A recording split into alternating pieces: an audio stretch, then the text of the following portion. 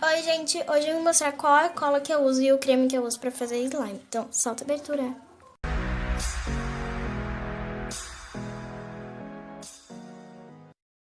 Então, já vai deixando seu like, se inscrevendo no canal e ativando notificações e me seguindo nas redes sociais. Gente, a cola que eu uso, essa cola é muito boa pra fazer slimes. Podem pesquisar no YouTube, mas se você usa qual que você quer, né? Tô aqui com as slimes dos vídeos, ó, que eu gravei 2 vídeos. E essa slime aqui, ela é muito boa, sério. Mas eu não fiz com essa cola, tá? Fiz com a da Prit. Ela é butter. Tem um vídeo dela no canal. Tá, eu uso essa cola branca. Ela tá cheinha ainda, gente, porque eu comprei ontem. Ela tem 1 quilo. Ela tem 1 quilo. 1 quilo. Tá. Abre ali. Ó, tá cheinha. Ela é branca. Vê se dá pra mostrar. Tá até aqui a tampa. Nossa, tem bastante mesmo. Tá.